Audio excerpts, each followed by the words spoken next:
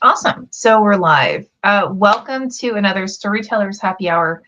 I am Lisa Kastner. I'm the founder and executive editor of Running Wild, which consists of Running Wild, Rise, Junkyard Rooster, and Trompe l'Oeil. And I am typically here with you guys Wednesdays, once a month, for a Storytellers Happy Hour with the phenomenal Teehee Hazlett. And I think Teehee is just running a little late. So I'm currently checking to see if he's okay. And so we can get this party started. So Storytellers Happy Hour started actually a couple of years ago. The concept was like a group effort. And where Teehee and I were like, it would be a lot of fun. It would be a lot of fun to basically sit down with folks and tell wild stories because heck, why not, while imbibing, and which are a couple things that we're very good at doing. We're very good at telling wild stories, and we're very good at drinking. Teehee and I actually got our MFAs from the same school, and at the time the school had a deal with a local winery, so every single meal, every gathering had booze involved. And which is kind of funny if you think about it. But so Teehee and I would sit around and we would just like chat and talk about a variety of things in our lives. And I think that's really what gave us the idea for this.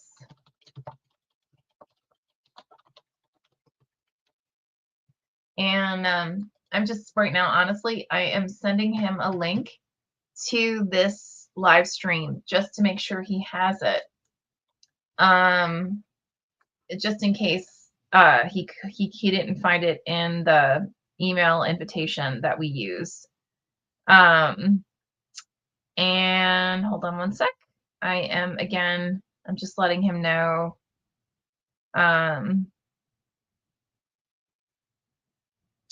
That I just resent him the link so that he could join this live stream.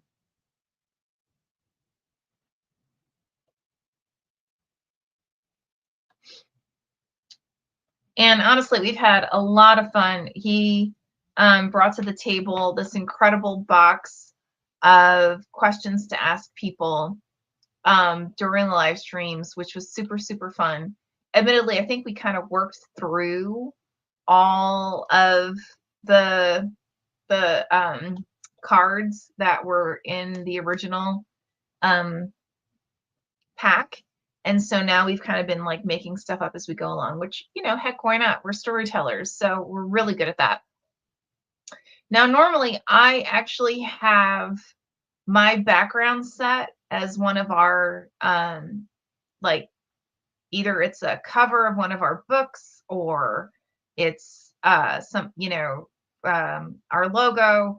And I figured, you know what, heck, why not? It's actually half decent. Here is the real background to my office. I have a life-size teddy bear, whatever that means. I think he's about 5 feet tall, on my guest bed, and that's in my office. And you can also see my cat, who is cray and likes to create havoc. And here we've got Teehee. Yay! Yay! Sorry I'm late. I was in another StreamYard just sitting there like, where's Lisa? Oh my God, I'm so sorry. For context, because we've actually had people popping in and out, like watching. So for context, and this was cray for real. I got a notice from Vimeo saying they took over StreamYard and they forced me to move all of our stuff over to Vimeo. And then I want to say like a month ago, and by the way, Vimeo was awful. I mean, it was not a positive experience for us, for what we want to do.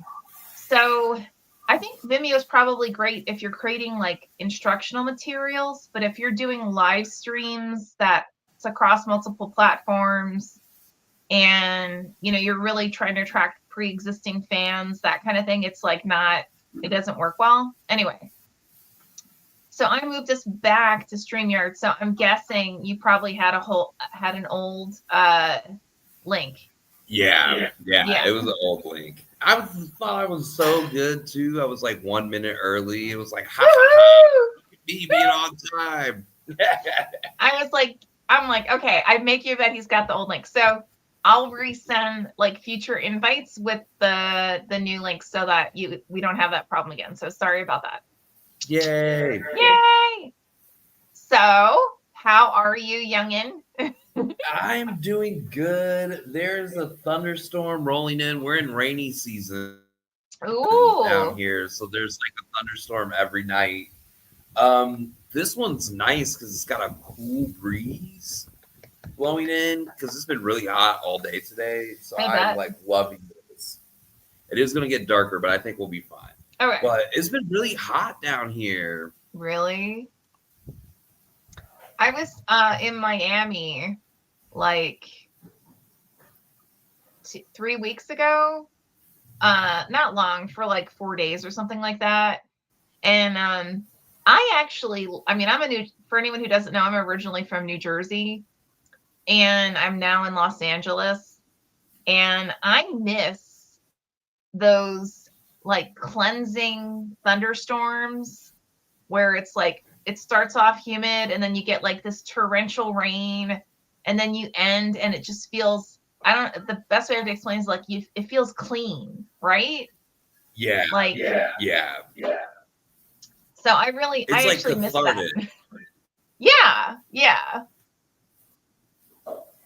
We get those. We're gonna get more of them in September because September is like really the peak of rainy season. Mm-hmm. The last couple of thunderstorms have been kind of like their bark is bigger than their bite. Like you see the clouds developing all day, and you're like, "Ooh, it's gonna rain," and then it rains for like 5 minutes, and then it just goes back to being humid, and you're like, you feel kind of like jilted. Mm-hmm. Like it's so funny. Like we've had this really weird, like weather where like you wake up in the morning and it's super cloudy and it's actually humid, which for LA is like not a thing. Like LA just doesn't do humid. But like you get up, it's super humid and you're like, ooh, maybe it'll actually rain. And then by like 11 noon, all of a sudden, like it's like the sun burns off the clouds and it's back to like the dry hot, Yeah. LA has some of the most perfect weather. I do miss that. And I like the heat, I like the humidity, but like this summer has been a lot. Our rainy season started earlier than usual. And so I'm like, it's hard to like adjust and get used to. Although this isn't even the worst because September is like the crazy month of really? Raining all night long and into the day and everything like that. So we're gonna be in for it. What are you drinking? It's just Sauvignon Blanc. It's like a cheap. I was like, well, I didn't know what I would want to drink, so I got my classic Michelado, right, which is beer and tomato juice, or spicy tomato juice for those who don't know. And I got my normal Cabernet Sauvignon, and then I got a cheap Sauvignon Blanc because I was like, and then I was like, I'll just figure it out when we get to it, What are you drinking? I'm drinking Indio beer. Oh, and what do we think? It's good. I mean, it's a Mexican beer. I like that their marketing is all about like indigenous culture, but like the ancient Mexicas didn't have beer. They drink something else. But like it's a perfectly fine beer. It's got a good price point. Like I'm not mad at any of it. Yeah, I normally drink Pacifico. Actually, Yes. I'm working on the mystery novels, and my protagonist, I decided, is also a super big Pacifico fan. Okay. Cool. Wasn't a conscious decision. Cody, the editor, was like, he made a joke about it when we like last talked. And I was like, oh, I guess that's right. I guess he does drink Pacifico all the time. Which I drink Pacifico when I go out, Yeah. but at home I will buy whatever beer the bodega across the street is selling. Oh, well, hell yeah.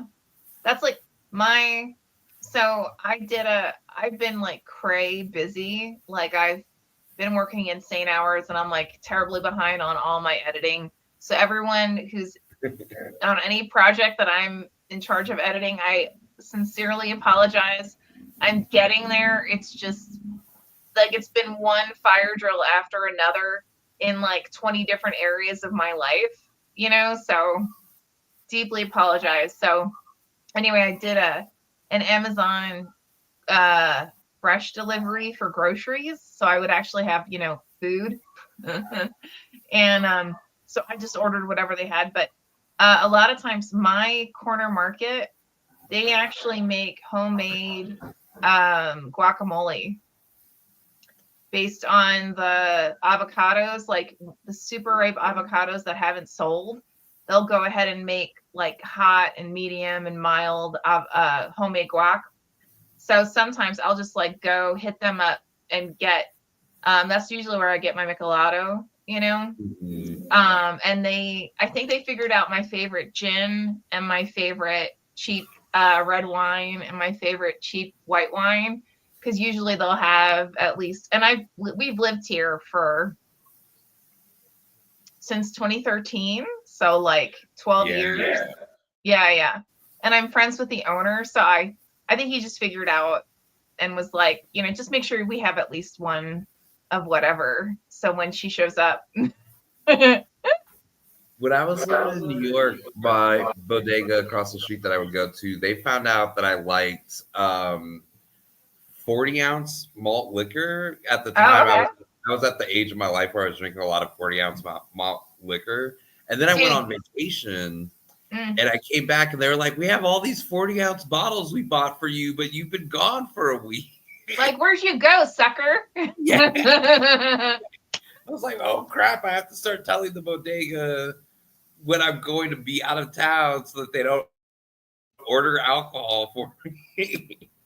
Well, that's like so the guy who owns the market, I think he owns the whole building, and the building is the market, a fusion of Indian, Mexican, American food, cafe, like restaurant.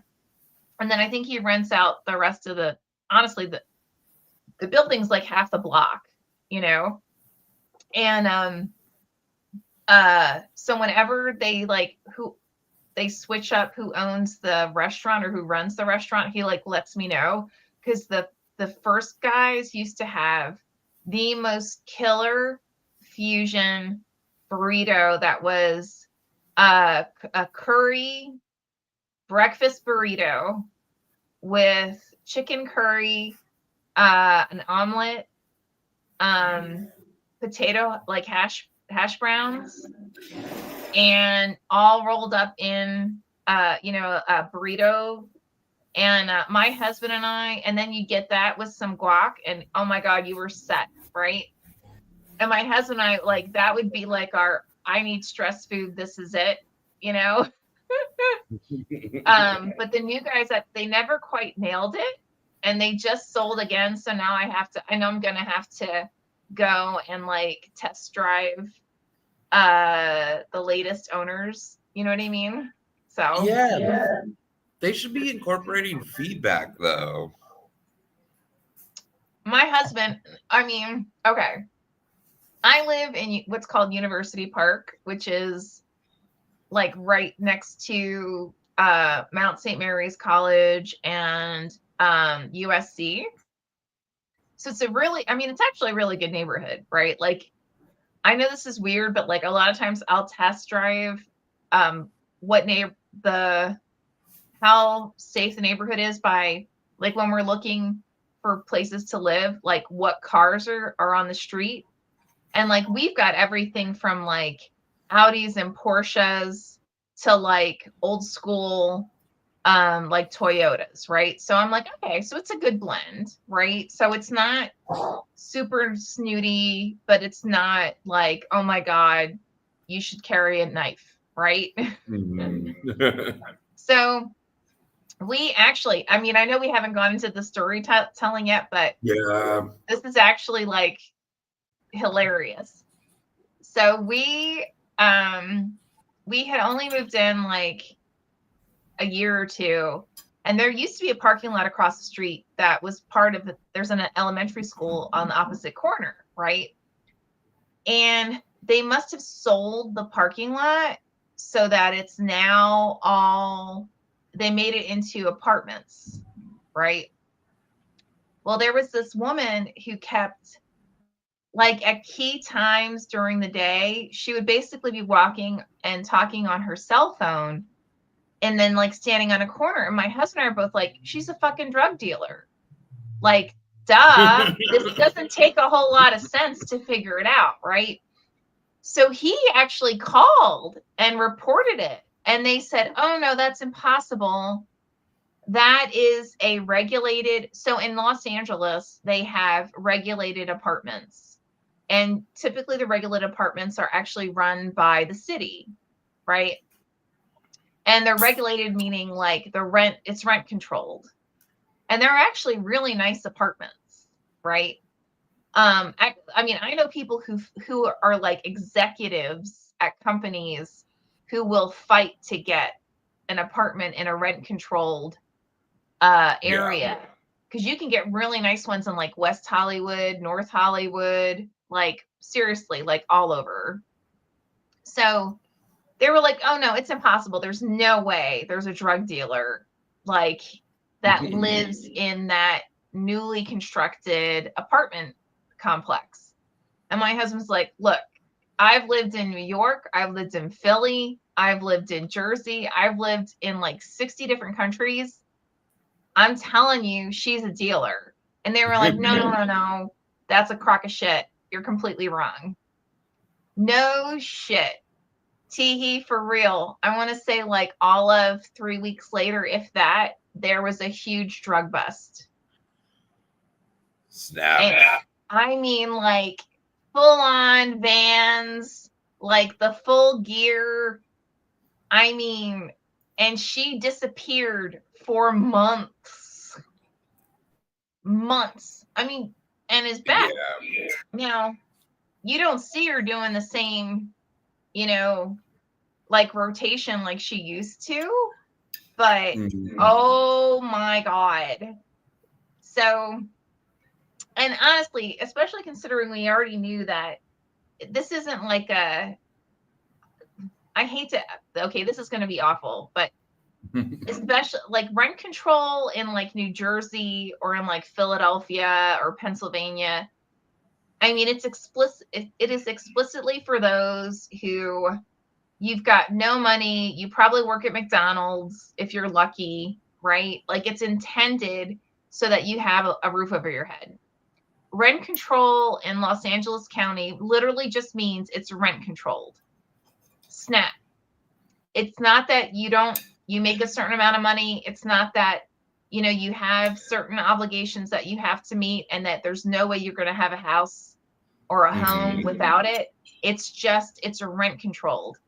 And again, the only reason I know this is because I actually have friends who are executives at some very big name companies who have apartments that they fought for in rent controlled spaces, right?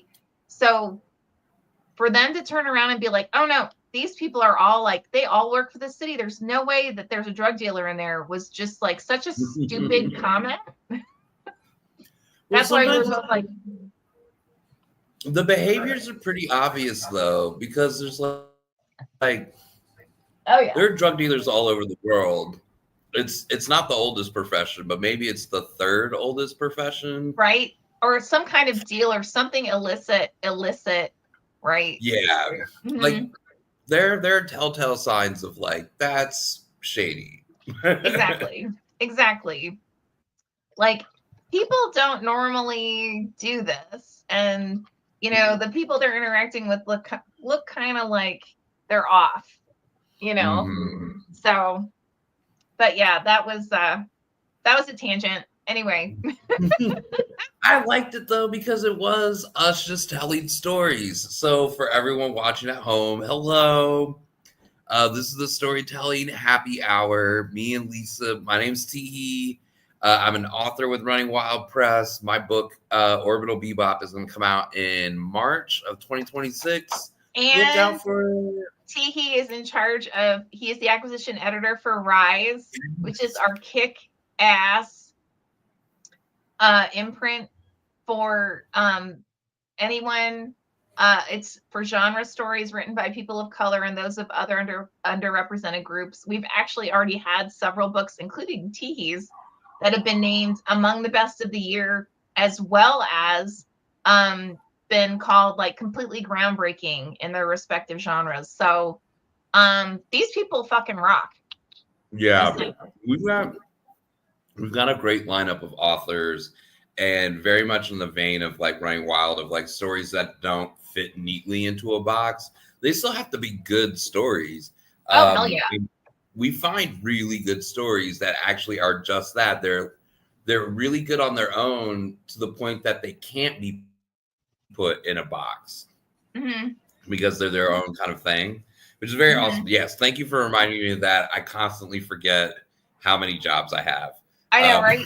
I do the same, believe me. Like, people will text me, they're like, what's blah, blah, blah? I'm like, oh, shit. Let me go look. Yeah. Right? But yeah, and Teehee's rocking it. He's amazing. Just saying. Yay. Woo! So this is our storytelling happy hour. So we imbibe some alcohol and then we impromptu tell some stories. We had a card deck that we would draw props from, but we've gone through all of them except for the ones that seem really sad. Like I didn't pull the like death or like loss or like breakup. No, that's not the vibe here. We're not doing like sad trauma stories. We're doing fun, happy drinking stories. Exactly. But yeah. And the catch is that we don't know the stories. We don't have anything prepared. We just get a prompt and then just riff off of it. So, and I'm also eating dinner, but it's all good. Which, of course, I'm totally jealous because I haven't had dinner yet, but I will after. So. Hell yeah.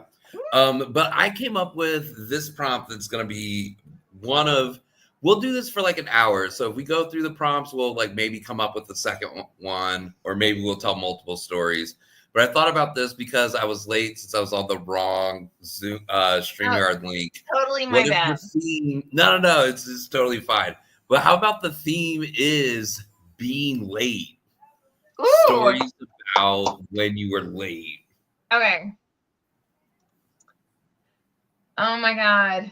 I'm so type A. I have to think about this because this is low-key going to give me anxiety because I'm a Virgo and I really need to be on time or else I like panic. I'm a Scorpio Sag. Like I'm literally like right on the cusp. So I'm like, I'm a weird blend of like type A and like wee. Which drives my husband crazy, but oh well, tough niggies.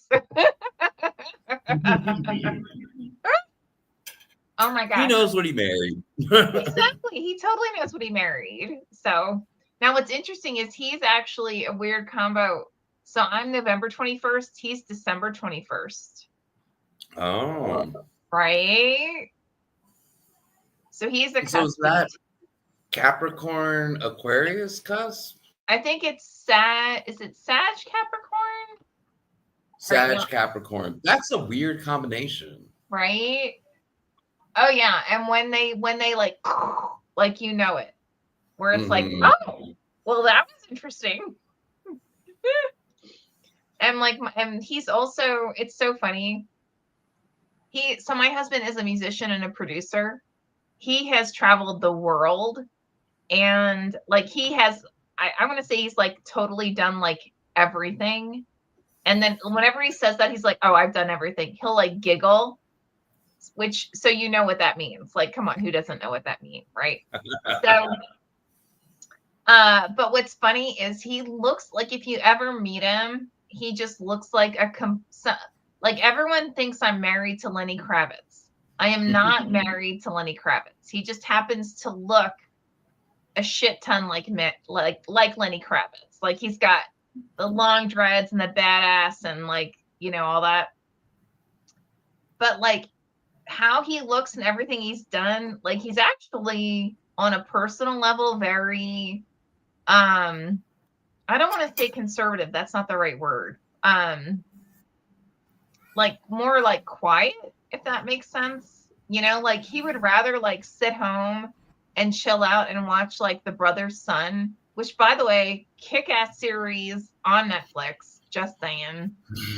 Or like Brooklyn Nine-Nine, again, kick-ass series, just saying.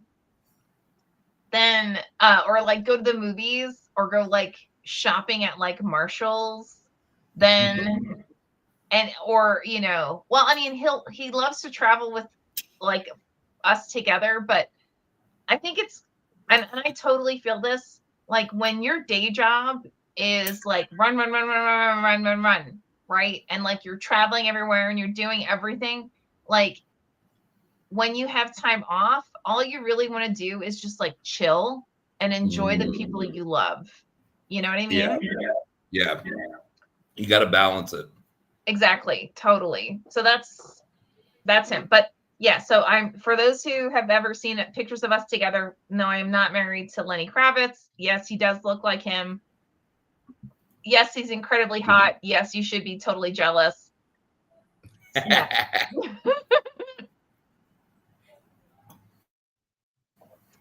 Okay. I'm still trying to think of like a when I was late kind of thing. I have two, but I dropped my fork. Okay. Okay, you have to go first then, because I don't know. Yay. Yay. Okay. So, all right.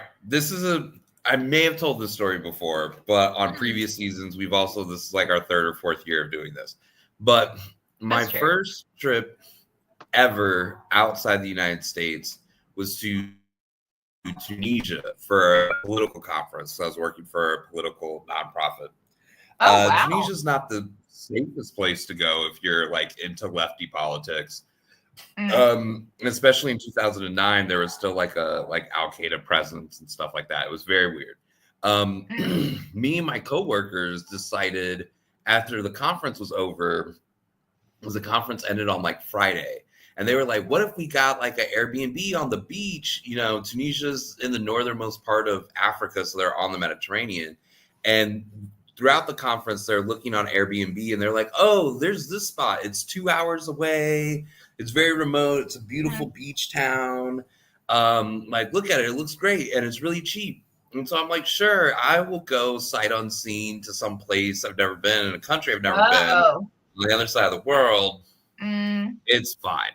And it turned out to be fine. It was beautiful. Okay. And when we check in, everyone had different departure dates. So I had to leave first, and then one of my coworkers left the next day, but I was there for 2 days. And then our executive director, he left like 3 days later. It was a beautiful place to stay on the beach. One of the most remote beaches I've ever seen, because while there was a small town and fishing town there, I spent 2 days on this beach in this town called Raf and only saw one person that wasn't in my travel group. Oh my. In 2 days. Wow. So it's like white sand beach, like beautiful Mediterranean, and nobody was there. So I have my 2 days and I have to leave. So I tell the guy who owns the Airbnb villa place, because he lives on site, I'm like, "Oh, my flight is at this time. I have to fly to London, blah, blah, blah." And he was like, "Yeah, I already called my cousin. He's going to pick you up and he's going to drive you into Tunis and take you straight to the airport." And I'm like, "Okay, cool." And he was like, "Yeah, he'll be here any minute. You sit right here." Mm. So I'm sitting there. I had like two pieces of luggage. So I'm sitting on one. I have my backpack and, just kind of like bouncing to myself how you like pass the time by yourself. And I start to notice that like quite a bit of time has passed. And like I didn't check like the physical time of when he said this guy will be here in 5 minutes, but I'm like, it's definitely been more than 5 minutes. Oh, got So it. then I go You're like, what the looking, hell? yeah, I go looking around for Monsef, the owner, and I was like, oh, you said your cousin was coming in like 5 minutes. It's been like a while. And he's like, yeah, he's having car trouble. So I'm calling a different cousin, or maybe he's going to get his car fixed. Someone's going to get you to the airport. Okay. And, like when you're flying internationally, you want to get to the airport early, right? Like in the United States, like like 2 hours early for domestic and 3 hours early for international is like my go-to thing. So like I had timed this out sort of perfectly. I'm 2 hours away from Tunisia, and so that I would get into town and be at the airport. So like there's like a 5-hour window of which I get to the airport. So I was like, at least I gave myself some time. I might be cutting it close, but like still. I should be fine. Yeah. So I'm waiting. The in-house chef like feeds me lunch because I've just been sitting there for so long. He's like, where's your driver? And I'm like, I don't know where my driver is. So then I find Monsef again, and he's like, my cousin's getting his car fixed, but my other cousin, he's like, someone will come get you. Oh my. So it was like almost 3 hours of waiting. And remember, I have a 5-hour window because it takes 2 hours to get to the airport. Oh my God. The cousin finally comes. And I'm just like, because like I'm like sweating bricks, thinking like, how am I going to get out of this country? Do I have enough money to like change my flight? Like, am I going to be stranded in like North Africa? And I've like never been out of the United States before. I don't know how to do any of this stuff. But he finally comes. And so I had 2.5 hours before my flight, and I'm 2 hours away from the airport. So I'm like, we're cutting it real close. I try to say to the cousin who's the driver, who barely speaks English, mostly speaks Arabic. And he's like, we get in the car, lead foot. This man is just like speeding. But I look at the dashboard and it's all in kilometers per hour. And like, I can't do the conversion in my brain, but I'm just like, we're going fast. We're going like really fucking fast. And the whole time he's like, you, Becky, Arab. And I'm like, no, I'm not neither one of those things. And he was like, but you brown, like I brown. And he puts his arm up to mine. And I'm like, great. Look at the road. Like, oh my God. Like, and he's like, oh my gosh, we could be cousins. And I was like, that's great. Look at the road. Just get me there. There was oh God. this guy who had loaded up his cow with a bunch of bags, was like slowly crossing this back road highway. And like the distance I could see it. And like the cousin is like, yeah, we could be related. We look the same. I should teach you Arabic. Like, this is the Arabic word for eye. This is the Arabic word for nose. And I was like, cow! And he's like, no, that's not an Arabic word. I'm like, no, the cow! Oh my God. Oh my God. And we like swerve. And then I think it was like after we swerved the cow, we were able to see that there was a wedding in front of us too. What? So then we're like honking the horn, and we had to stop and wait for the wedding procession to come. And then after that, we just like booked it. So how I know we were driving way too fast, and the car was like a DeLorean. Oh like wow! Holy shit! Like a literal DeLorean. Wow! Insane. I get to the airport with like an hour and 20 minutes before my flight goes. Wow. Holy moly. And you made it? And made it. Well, Tunisian airports have zero security. You kind of just walk in and can go anywhere. Which is wild. Because I tripped the like metal detector and they were just like, eh. And I was like, oh. Oh my God. Great. Yes. And then like had time to like listen to a podcast while waiting for the plane. And then I was like, hold on. If I only had 2 hours and 30 minutes to get here, like how fast we had to be going like well over 100 miles an hour. Oh yeah, totally. Wow. Oh my God. But now you're cousins. Exactly. I'm still Facebook friends with him. Yeah, why not? Okay. I am now inspired. So I have a story.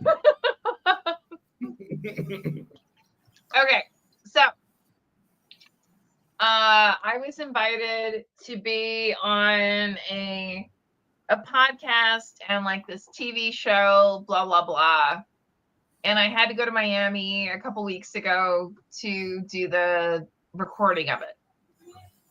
So I am very much like Teehee in this. Like I have to get there early because I would rather get to the airport early and I could chill and work on the Wi-Fi and like just hang out and like, you know, people can like work around me, blah, blah, blah. And it was interesting. On my flight into Miami, they basically waved me through. Like, yeah, whatever, white girl, just go, right? On my flight back, they actually flagged me and like patted me down. So I must have looked illicit. I don't know. But I was like, okay. And they like opened up my luggage and like checked for shit. And I had vitamins. Like like that's all that was in there. Like I basically do a little again, type A. I do packets of all the vitamins I take every morning, and I make enough so that every day I can just continue taking my packets of vitamins.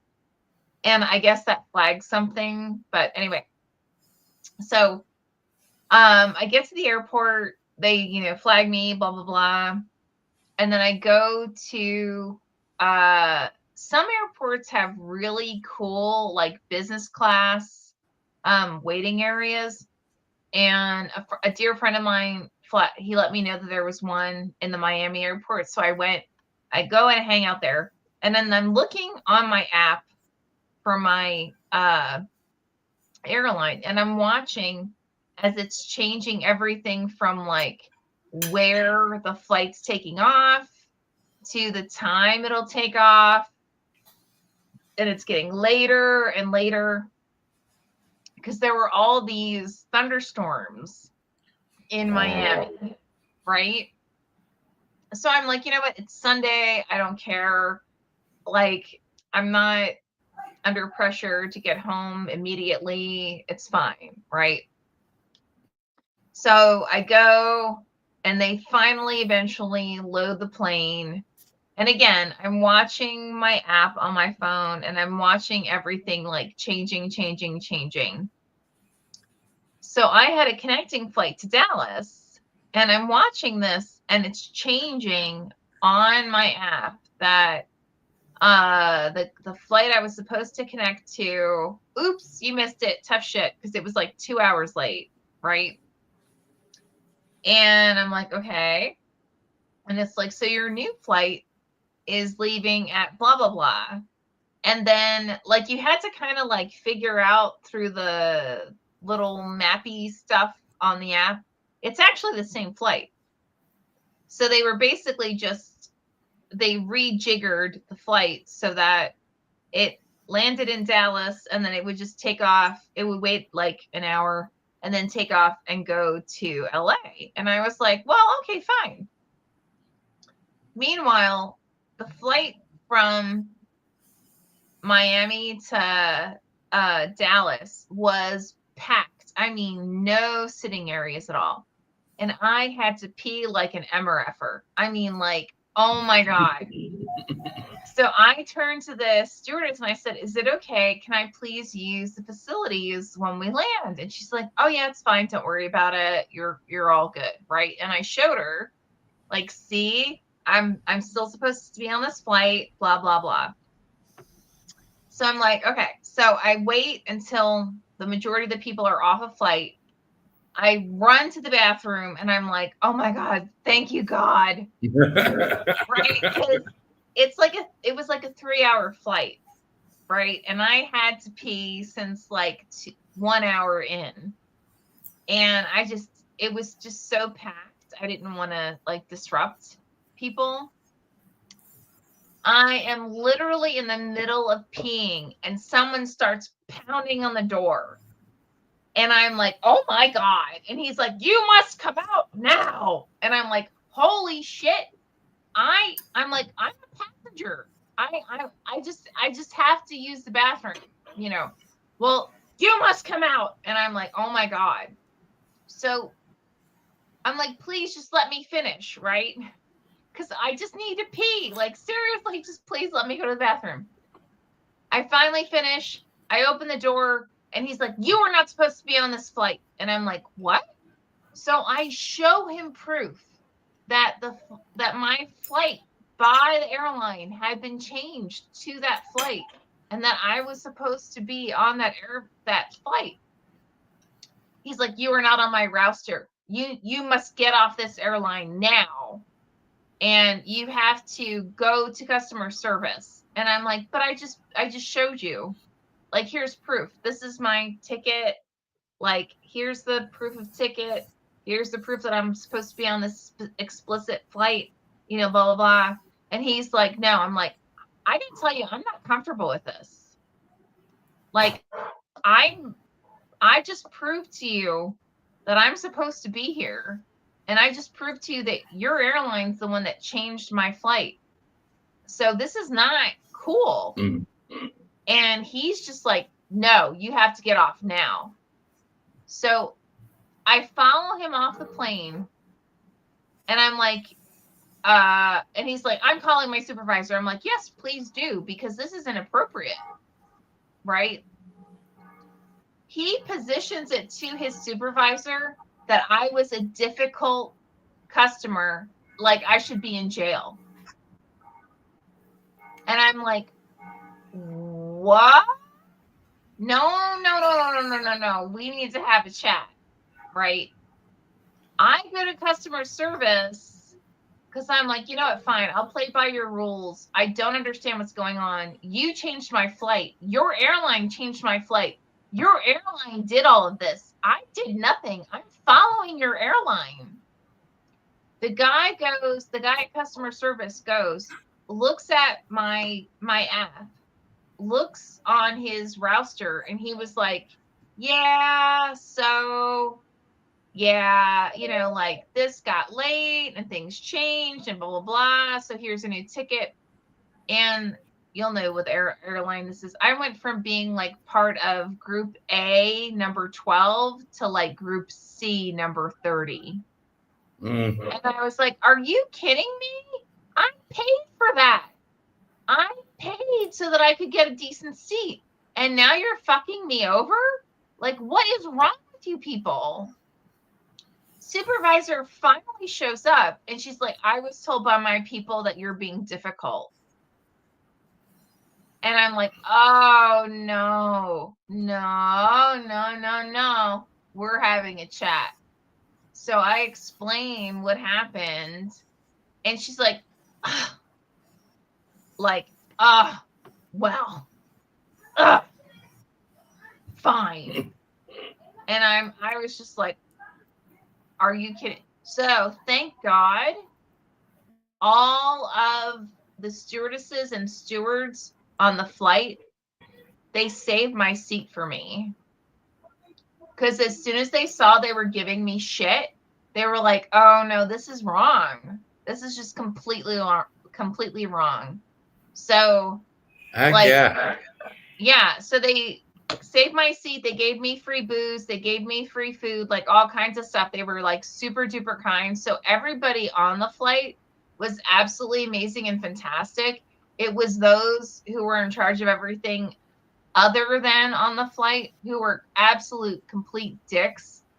And I was just like, I don't know how many times I can prove to you that I'm supposed to be here and it's on your own apps. Like, this is your own stuff.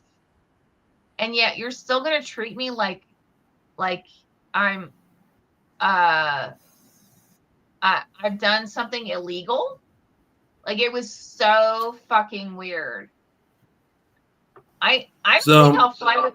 I'll be honest. The only thing that saved them was the people on the flight. If they were not kind to me, I would say don't ever fly with them, and I would tell you their names, meaning the was it airline. Delta? No, It was American Airlines. no. It wasn't.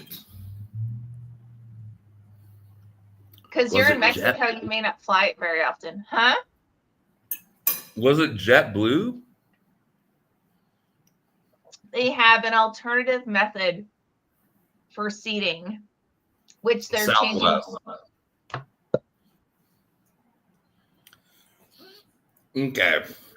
I actually, as somebody who flies often, I have so many follow-up questions that I like to share or ask people who also fly a lot. Oh, I'm down. So the first one is just an anecdote. I do not like Southwest. I've only flown with them a couple of times, and that's been it. I feel like it's hard to have a preference when it's like a four-way monopoly on plane tickets anyway. They all kind of are trash. I will say Alaska Airlines is pretty great. Actually, I really like Alaska Airlines. But yeah, okay. So then this is the question then, which hopefully this is okay. We are live and on the internet or whatever. But what is your preferred airline? What's my preferred airline? Oh my God. Honestly, so personally, I've only flown personally for like the last, excuse me, even I mean personally / business, meaning for like running wild in the last like 6 years. So I've mostly done Southwest because it's the cheapest, right? And then they started to like finagle shit where it's like, and now there's business class, and now there's this class, and now there's that class. And I was like, well, this defeats the purpose of me actually being here. Like, this is weird. Like, why are you doing this? Yeah. Back in the day, to your point, I want to say local, it was American and Delta. Again, back in the day. So I actually, my day job is I'm a consultant, and so a lot of times I'll get flown around. Usually it's in the United States. Well, no, that's not true. Anyway, I get flown around. So you end up flying whatever airline is preferred by the consulting company, right? And honestly, I never did wrong but again, I think it goes back to the type A thing, right? Like if you can get a flight on like Virgin early enough, you can get a decent seat, and you set it up so that you got enough time before and enough time after, you know what I mean? Like, so it's not, you make it, you control it so that it's not as stressful. Does that make sense? Yeah. But that totally makes sense. At this point, like after that, I was like, oh my God. Like, I love the stewards and stewardesses, but the rest of them can kiss my ass. They were just nasty. Yeah. I've had weird customer service experiences with Delta. Really? So I have a bias against Delta.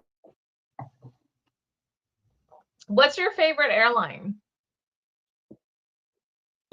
As much as I'm here. Can you see me and hear me? I can. I'm back again. Yeah. What's your favorite airline? Yeah. Oh my God. I was totally about to say this, which is really, it's ironic because I hate their hub, but I actually really like American Airlines. Oh, okay. But I hate the Dallas airport.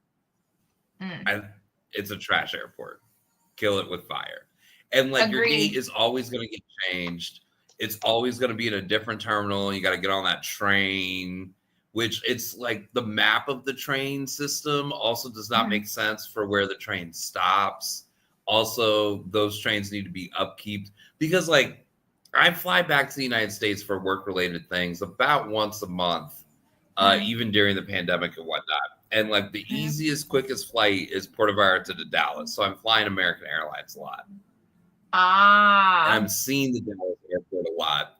And you know, you kind of don't look at airports, but I've been through it so much that I was like, when was the last time this place got renovated?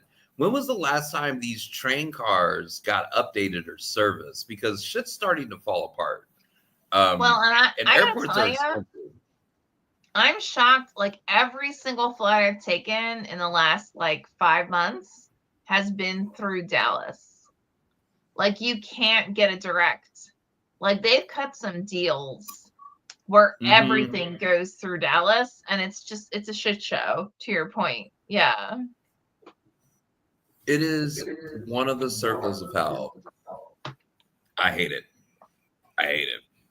So then here's the next flight related question. Mm?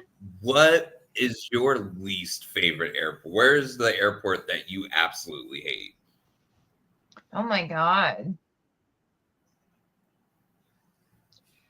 Not so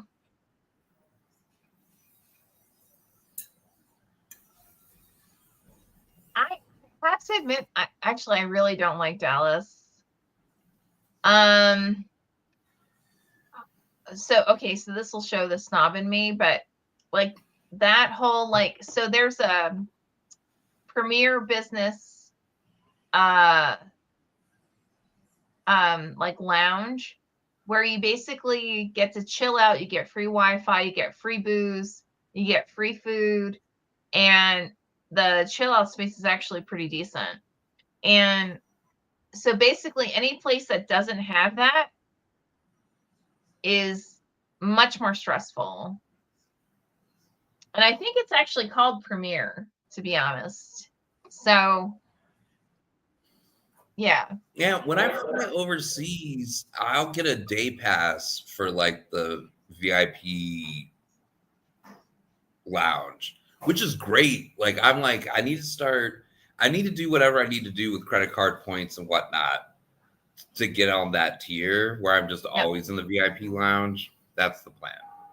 Yeah, and I get it cuz I have American Express, and I've had it for so long that they gave me a Premier card so that like no matter where I go. Now, the key to this is, by the way, a bajillion people have this card, right? So Mhm. you need to make sure either A, you check in super early, like let them know you're coming, or B, you check in during off hours, like when not a lot of people are going to be there. And then that way you don't have a problem getting in. Because back in the day, I'm going to say like 10 years ago, there wouldn't be a line, right? Like it was not a big deal. You'd go, you show them your card. They were like, oh, yes, of course, please come in. And it was all good. Now, so many people have gotten access to it. It like you have to time it. Mhm. That makes sense. That makes sense. I'm gonna try this year to plan out how to game the point systems.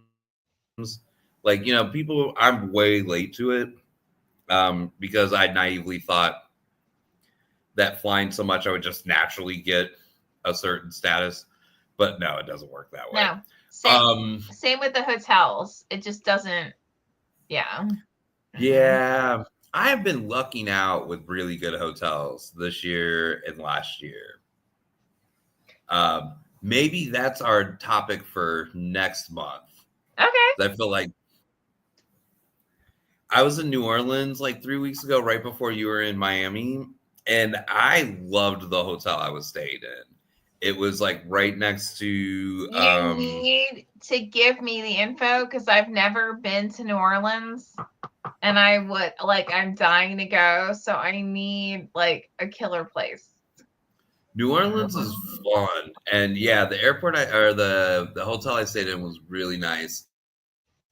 It's like the New Orleans airport's not a major hub, so it's always weird to get to.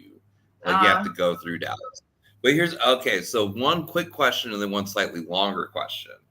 What is your preferred seat? Are you window, aisle, or I feel like no one's middle, but we have to throw that in there. I'm window because I tend to do a combination of working and then like just admiring the scenery outside. And now which is actually kind of perfect because my husband is aisle because he likes the additional feeling of room, you know? So yeah, Because so he's no, tall, I'm window. tall. I prefer the aisle. Yeah. When they're not doing the service, you can stick your leg out in the aisle. You have like more room. That's why he loves it. Exactly. Yeah. And Yeah. I'd say 90% of the time when I'm on a flight, there's no one next to me. Interesting. Hmm. I rarely ever have the row to myself, but as an aisle flight person, there's almost always somebody next to me, somebody in the middle seat, and then there's like an empty window seat. And I'm like, don't you want the window seat? Like, Oh, we weird. don't have to fight over the armrest. You could just go to that other seat. Mm, The preferred is when there's one window seat person, no middle seat person, and one aisle person. mhm. That's the best. That's like the poor man's first class. You're like, I don't got Oh, to deal with yeah, you. You don't got to deal with me. Yeah, love it. exactly. That's Yeah, yeah. I feel like that is rare. Now, All right. So then, last question. Oh, go for it. Sorry. have you ever flown business class or first class? And how did it compare to business or normal people? I've flown first class 3 or 4 times. One time, I just got like randomly selected because of good vibes, I guess. Like I Oh, checked in at the wow. airport and they were like, "Do you want to upgrade to first class for free?" And I was like, "Yeah." Um, First class is awesome. I don't think it's worth the price, but like most people who are flying first class actually just have like status with an airline or a credit card company and they're not paying the real price. So like that's when it's worth it because sometimes it's like $2,000-3,000 more for like a 2 hour flight. I can be slightly uncomfortable for 2 hours and save three Exactly. thousand dollars. Yeah. Yeah. I'm not rushing the first class, but I do when I travel, I prefer the economy plus or the business class. Like I want to Mm, be directly behind the first class people in like mm, row 10 or 11. mm. Like once you get to like row 15, I'm like, this is too far back in the plane. I don't want to be that far back. Because I also I have sciatica. Go ahead. No, no, no, go Sorry. ahead. No, no. I have sciatica, so for like longer flights, as soon as we land, I need to stand up because I'm in pain. And if I'm closer to the door, then I can get off the plane and be walking and walk out the pain, Yeah, as yeah, opposed yeah. to if I'm all the way in the back, you have to sit there for longer. Not a fan. Got it. Yeah, admittedly, I don't like first class. I like business class or what is it? Like advanced economy or something like that. Like those are my preferred because I don't see the point. I don't see the point of first class. It just seems like a waste of money. Yeah. And then like, because I have a friend who's like a diamond medallion status person because they Mm, fly all over the world and have been doing so for years. mm. So they never pay the true cost of first class. They have so many miles that they just use their miles, and then when you use your miles on a ticket, they bump you. So Yeah, like they're technically not paying for anything. Technically, what they did is they just put a whole bunch of flights on credit cards years ago and then paid them off quickly, and boom, got status. And so like That is the other illusion. Because the thing is, the people in first class did not pay for first class. It's everyone else on that plane paid for the first class. Pretty much. Yeah. Just like our entire capitalist economy works. The people up at the top, they don't do anything. Pretty much. Last question, which is I think the most interesting one to ask people who travel often, is what is your favorite airport? Oh my.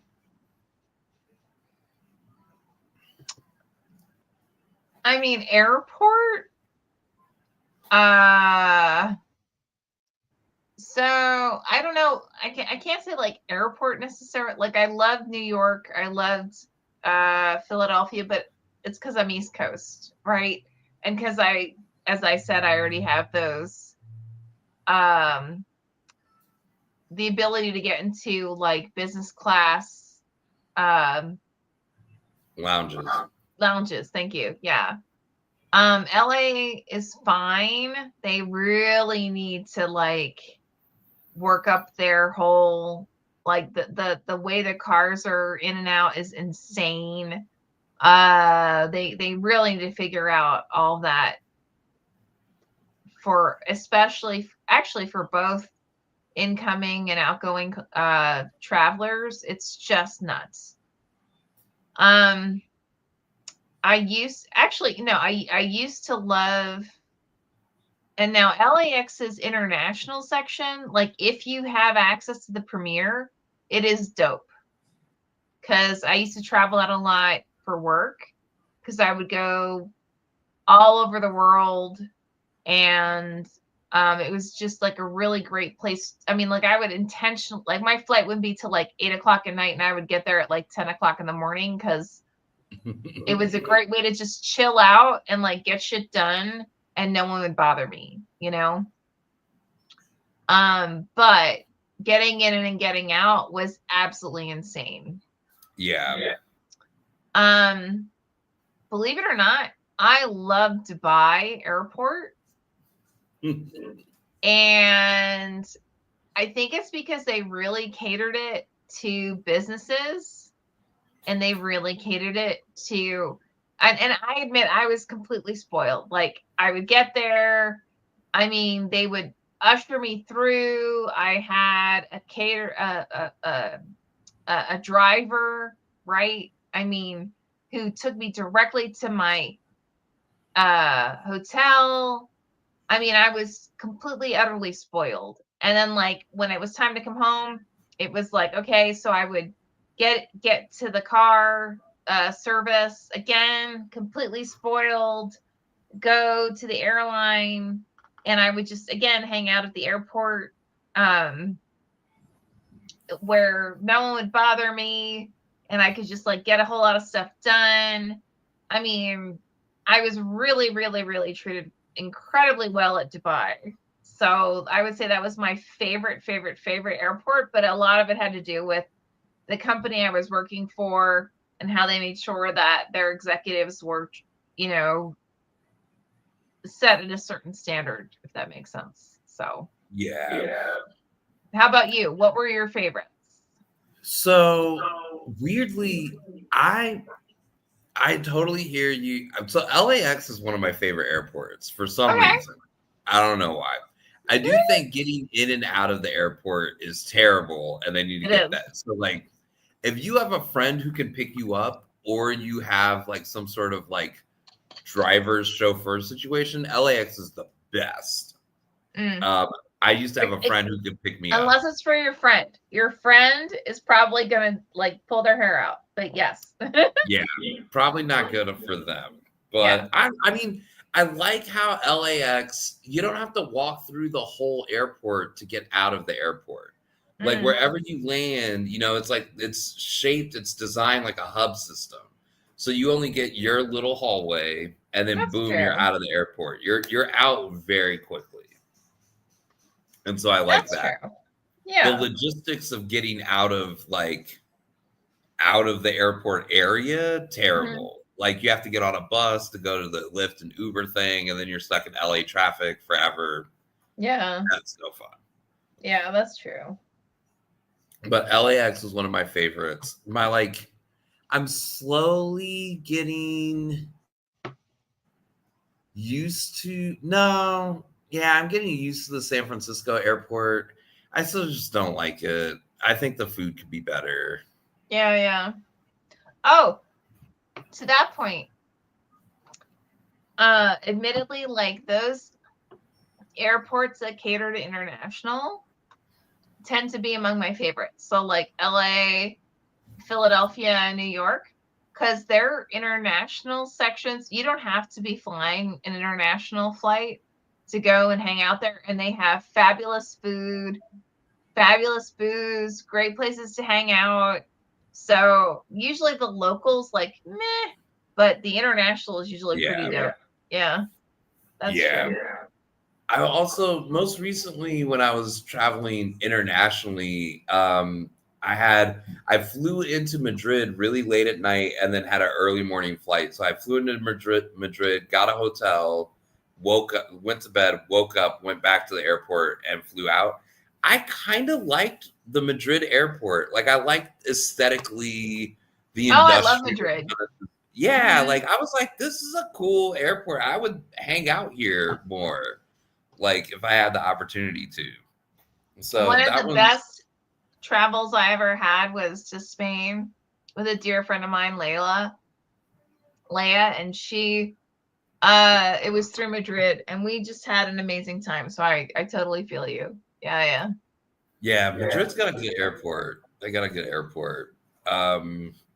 The Istanbul airport is so gigantic. I would love it if Really? it wasn't like its own city. Oh my. Okay. Because I Cool. remember I was also almost late to my flight leaving Istanbul because I underestimated how much walking I'd have to do. Because like Okay. some airports have like terminals A, B, C, D, E, maybe like a F or a J or whatever. They had like terminal O. Like it Oh went my very god. deep into the alphabet. Yeah. Wow. So you're like walking. I was like terminal K, and I was like, I didn't even know that like terminal K Existed, existed. right? Oh my god. That's cray. It's ginormous. It's got a lot of great amenities and things like that, but like you need to allow an hour from when you arrive at the airport to getting to your gate if you're flying Mm. out of Istanbul, because Mm. that airport is just massive, like Wow. nuts. Wow. But also weird hot take. I actually really enjoy airports. No, honestly, if it's a decent airport, I actually look because it's a great way to have like time out, but you still get shit done. And like it's a nice chill space. Um, but you've really got to find the right airports, you know? Yeah, yeah.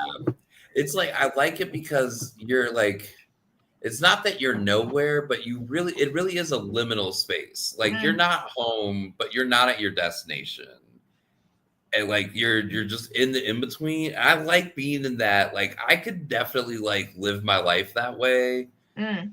I'm surprised I'm not an airline flight stewardess. I probably would have made a great one though. Oh my god, you've been fabulous. Please I find mean, your woo, hello, welcome. It's interesting. Like,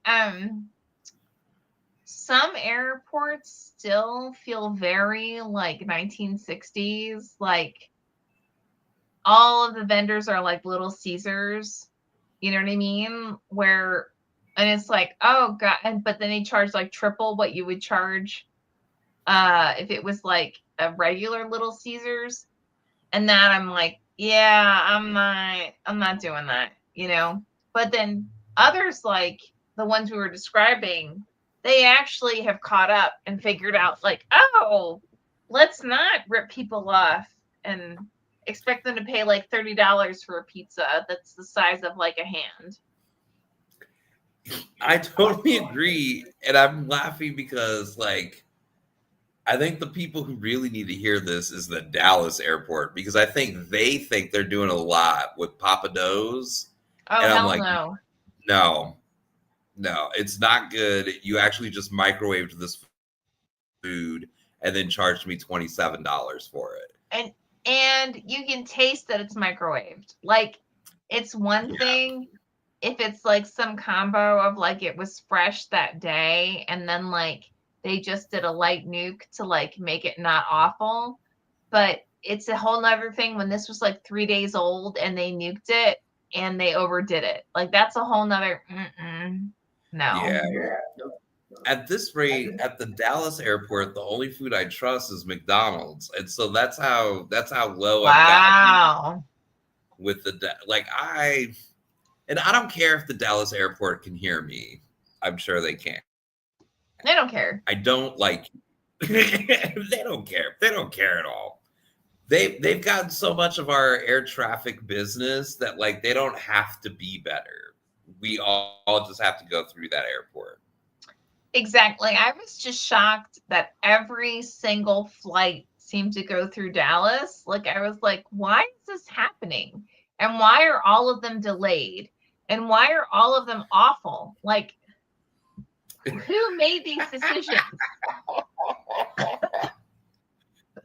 I would like to know who made these decisions. It's also it's not a great re-entry to the United States place either. Like your first couple of feet back in the US is the Dallas airport. Totally. Not great. No, not at all. Like, I mean, for real, Teehee, the stewards and stewardesses went out of their way to let me know that they saved a seat for me. They were so upset on my behalf. Like, they were like, please, you did that. We did. I'm like, oh my God, I totally, and I love you for doing that. Thank you, thank you, thank you, thank you. Because they were so effing mean. Like, I was like, are you going to arrest me? Like, you're acting like you're going to arrest me because you changed my flight? This doesn't make any sense. Yeah. Yeah. I mean, So, I don't fly Southwest. yeah, I'm not. I'm now gonna. So I got out of my way for my husband's flights to find him like pretty decent, cheap but decent. And I usually for myself go like lazy and just do Southwest, but I think I'm gonna end up changing because that was mind blowing. Like, I was just like, why are you mad at me and you changed my flight and I already showed you and proved that I'm supposed to be here? This is it completely illogical. Yeah. That is I'm so sorry that happened. That's super frustrating. We're It at just means about the hour though. we are well past. Yeah. We're well past. But I'm glad we got to do this airport conversation and travel conversation because I fly like once a month somewhere. Mm. Yeah, and I fly on average, I'd say like once every other month. So yeah, no, I totally feel you. So Yeah. I like being an airport person though. I don't know why. I was last thing, I like being an airport person. I know people hate airports, but I kind of like them. Last parting anecdote, and then we could sign off. Okay. I had never flown on a plane until I was like 16 years old. Oh, wow. Okay. But like as soon as I got to the airport, it just felt like this magical place. And I was like, I think I really like this. Like I was like, I could see myself being in airports all over the world. And so then it was the goal from then on, a tiny little Teehee being like, I want to travel. It was I love it. Never initially about the destination, but about the airport. Got it. Of course, as it should be. Awesome. All right, well, you guys who stayed tuned with us, thank you so much. As always, we love you, love you, love you. We will be back next month for another Storytellers Happy Hour, and we will come back with lots of just insane anecdotes. So Love you guys. Love you guys. I have so